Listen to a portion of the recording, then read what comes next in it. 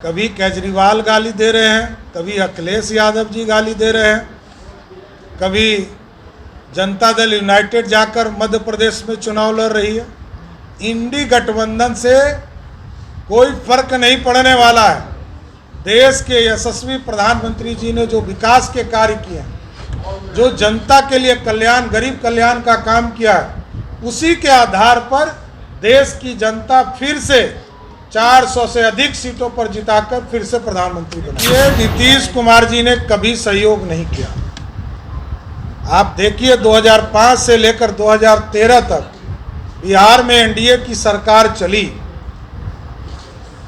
उस समय जो विकास की किरण बिहार के गांव-गांव तक पहुंची, 2013 के बाद तो नीतीश कुमार सरकार बचाने वाले मुख्यमंत्री हो गए। लालू प्रसाद जी को 15 साल विकास के कार्य के लिए मौका मिला, नीतीश जी को 18 साल ड्राइविंग सीट मिला, लेकिन विकास की किरण नहीं पहुंच पाई। हम लोगों ने ही विज्ञापन निकाला था, जिसको बाद में ही लोगों ने सिर्फ मॉडिफाई ये किया कि जो शिक्षा विभाग ने निकाला था उसको बीपीएससी ने निकाला। और जो हमारे एसटीटी के बच्चे हैं या टीईटी के बच्चे हैं, उन्हीं को कहा जा रहा है परीक्षा देने। नियोजित शिक्षक को कहा जा रहा है परीक्षा देने। ये नया क्या हुआ? ये तो अपने आप में घोटाला है, और घोटाला करके नीतीश कुमार जी लोगों को गुमराह करना चाहिए। नमस्कार, आप देख रहे हैं फर्स्ट लुक बिहार। मैं आपके साथ विवेक कुमार। केंद्रीय गृह मंत्री अमित शाह के कार्यक्रम 5 नवंबर को रखा गया, जिसमें बड़ा विशाल जनसभा होगा। यह देश की चुनावी रुख को चेंज कर सकते हैं, जिसको लेकर भाजपा कार्यकर्ता लगातार जोरों शोरों पर काम कर रही है। लाखों की संख्या में लोगों का जुटान हो सकता है, जिसको लेकर भाजपा कार्यकर्ता काफ़ी उत्सुक भी नज़र आ रहे हैं। और बता दें कि इसी कड़ी में आज भाजपा के प्रदेश अध्यक्ष सम्राट चौधरी पहुंचे थे, जिस पर मौजूदा बिहार सरकार और देश के जो विपक्ष के गठबंधन इंडिया बना है उस पर भी जमकर निशाना साधा और कई सारी बातों को भी कहा है। आइए पहले सुनिए भाजपा के प्रदेश अध्यक्ष सम्राट चौधरी क्या कुछ कह रहे हैं। बना, इससे आप लोग घबरा गए, इसलिए बिहार में लगातार देखिए, इंडी गठबंधन के स्वरूप को रोज आप देख रहे हैं। कभी केजरीवाल गाली दे रहे हैं, कभी अखिलेश यादव जी गाली दे रहे हैं, कभी जनता दल यूनाइटेड जाकर मध्य प्रदेश में चुनाव लड़ रही है। इंडी गठबंधन से कोई फर्क नहीं पड़ने वाला है। देश के यशस्वी प्रधानमंत्री जी ने जो विकास के कार्य किए हैं, जो जनता के लिए कल्याण, गरीब कल्याण का काम किया है, उसी के आधार पर देश की जनता फिर से 400 से अधिक सीटों पर जिताकर फिर से प्रधानमंत्री बनाएगी। 2 सवाल है। एक तो बिहार में इस बार पहले आप डबल इंजन की सरकार की बात करते थे, इस बार तो भाजपा ले आएगी, तो क्या सिंगल इंजन से बिहार में विकास होगा? दूसरा, वैशाली से जनसभा कर रहे हैं, कहीं ना कहीं भाजपा दावा करेगी कि वैशाली उसकी सीट है। मुजफ्फरपुर में आम सभा हो रही है, और मुजफ्फरपुर के साथ साथ बिहार की 40 सीट जीतने की कल्पना है।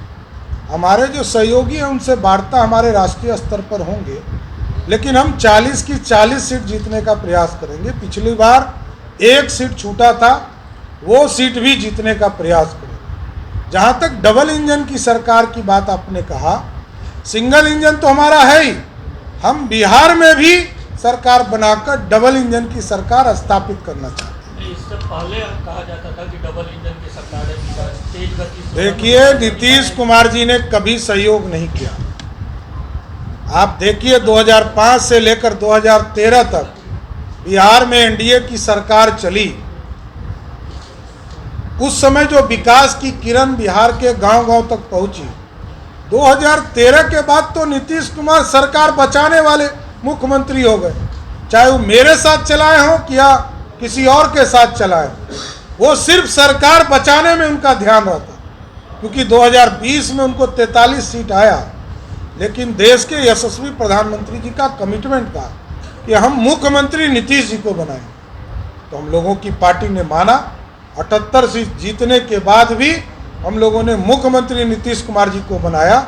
13 में भी वे अपने भाग के गए, और 22 में भी वही भाग के गए, हम लोगों ने नहीं भगाया। बिहार में भाजपा की सेकेंड लाइन प्रेजेंटेशन नहीं।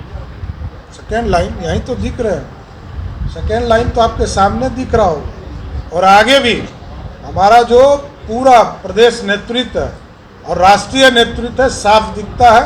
सबके साथ सबके विकास की बात करते हैं, एक एक आदमी को जोड़कर आगे पार्टी बढ़ेगी। अच्छा, आपने शंखनाद की बात कही है कि शंखनाद किया जाएगा, क्या लालू नीतीश को हटाने का शंखनाद है? एकदम।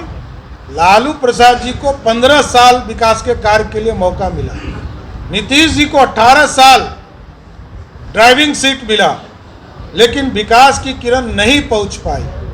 जिस तरह उत्तर प्रदेश बढ़ रहा है, 11 एयरपोर्ट वहां बन गए, यहाँ हमको किसी भी एयरपोर्ट के लिए ज़मीन आज तक उपलब्ध नहीं है। इवन पटना के लिए एयरपोर्ट ज़मीन नहीं है।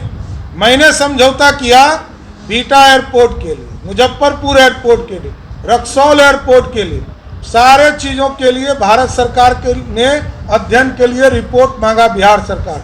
आज तक ना हम ज़मीन उपलब्ध कराए। तो बिहार की सरकार को रहने का क्या उचित है? उत्तर प्रदेश में आप देखिए 11 एयरपोर्ट बने। अभी हमारे बिहार के लोग, चाहे वो भोजपुर का इलाका हो, तो सभी लोग बनारस में जाके एयरपोर्ट पर प्लेन पकड़ने का काम करते हैं। गोपालगंज, सिवान और छपरा के लोग जाकर कुशीनगर में एयरपोर्ट का प्रयोग करते हैं, और मोतिहारी और बेतिया के लोग जाकर गोरखपुर में एयरपोर्ट पर प्लेन पकड़ने का काम करते हैं। हमारा पैसा दूसरे राज्य को क्यों मिल रहा है, जबकि हमारे ही पार्टी का सरकार है? लेकिन बिहार के विकास के लिए भारतीय जनता पार्टी पूरी तरह प्रतिबद्ध है, इसको आगे बढ़ाना है। अभी लोकसभा के लिए मुद्दा क्या होने वाला है अध्यक्ष जी? सिर्फ विकास, विकास, विकास। अच्छा, आपने जिस तरीके से आरोप लगाया था उसको लेकर नीतीश कुमार ने आज खुद कहा है कि आप लोग जब सरकार में थे तो आरोप नहीं लगाते थे। शिक्षक भर्ती घोटाला जिस तरीके से कौन कह रहा है? नीतीश कुमार ये हम लोगों ने, देखिए आप समझिए, 2005 में बहाली शुरू हुई। 2005 से लेकर 2012 तक लगभग 3.5 लाख शिक्षकों की बहाली हुई। उसके बाद भी 5वें और 6ठे फेज का अभियान चलाकर लगभग 1.5 लाख लोगों की भर्ती की गई। हम लोगों ने ही विज्ञापन निकाला था, जिसको बाद में ही लोगों ने सिर्फ मॉडिफाई ये किया कि जो शिक्षा विभाग ने निकाला था उसको बीपीएससी ने निकाला। और जो हमारे एसटीटी के बच्चे हैं या टीईटी के बच्चे हैं, उन्हीं को कहा जा रहा है परीक्षा देने। नियोजित शिक्षक को कहा जा रहा है परीक्षा देने। ये नया क्या हुआ? ये तो अपने आप में घोटाला है, और घोटाला करके नीतीश कुमार जी लोगों को गुमराह करना चाहिए। कल नियुक्ति पत्र बांट रहे हैं। बांटे ने कौन मना कर रहा है? आप जाके पूछिएगा, आप मीडिया के साथी को निमंत्रण देता हूँ, वहाँ जाके पूछिएगा कि आप पहले नियुक्ति में थे कि नहीं थे। 80% लोग कहेगा कि पहले से हम नियुक्त थे। जिस तरह पहले पुलिस वाले की भर्ती हुई 2022 के जून में और तनख्वाह मिलना शुरू हो गया, लेकिन नीतीश कुमार जी जब चले गए आरजेडी के साथ, तो उन्होंने सितंबर में पिछले साल उनको दिखाया कि हमने नियुक्ति पत्र दिया है। उसी तरह का घोटाला है, एकदम साफ मैं कह रहा हूँ। आज भी एकदम कोई काम नीतीश कुमार जी का क्रिस्टल क्लियर नहीं होता। जातीय सर्वे हुआ, ये किसी को पता नहीं है कि मुजफ्फरपुर ब्लॉक में कितनी जाति की क्या आबादी है, विकास कैसे होगा, आर्थिक स्थिति क्या है, सामाजिक स्थिति क्या है, शैक्षणिक स्थिति क्या है। जब पता ही नहीं है तो विकास कैसे होगा? जातिगत सर्वे से क्या कोई फर्क पड़ेगा चुनाव पर? देखिए, ये सरकार को तो हम लोगों ने समर्थन किया, क्योंकि हम अच्छे कार्य के लिए पैसा दिए। जिस कैबिनेट में इसकी स्वीकृति मिली, यहाँ पर मैं और रामसूरत राय जी दोनों मंत्री उस सरकार में थे, और हम लोगों ने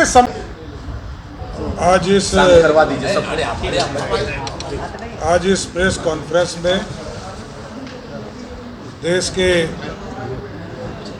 गिरिराज मंत्री आदरणीय नित्यानंद राय जी, माननीय सांसद विवेक ठाकुर जी, हमारे पार्टी के सभी महामंत्रीगण, जिला अध्यक्ष रंजन जी, पूर्व मंत्री अजीत जी, माननीय विधायक राजू जी, अशोक सिंह जी, रामसूरत राय जी, अरुण जी, बेबी कुमारी जी पूर्व विधायक, और हमारे कई साथी, महत्वपूर्ण साथी जो जिले के हैं, सभी उपस्थित हैं। देश के यशस्वी प्रधानमंत्री जी के हनुमान और देश के गृह मंत्री आदरणीय अमित शाह जी का आगमन मुजफ्फरपुर की पावन धरती पर होने जा रहा है।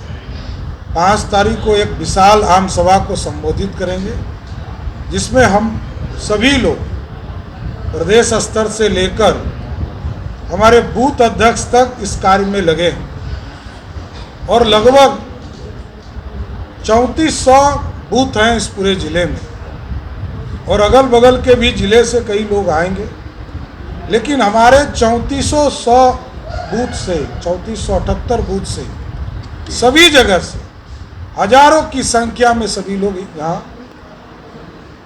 मुजफ्फरपुर की पावन धरती पर आएंगे और अमित शाह जी के कार्यक्रम में सम्मिलित होंगे। और ये शंखनाद होगा।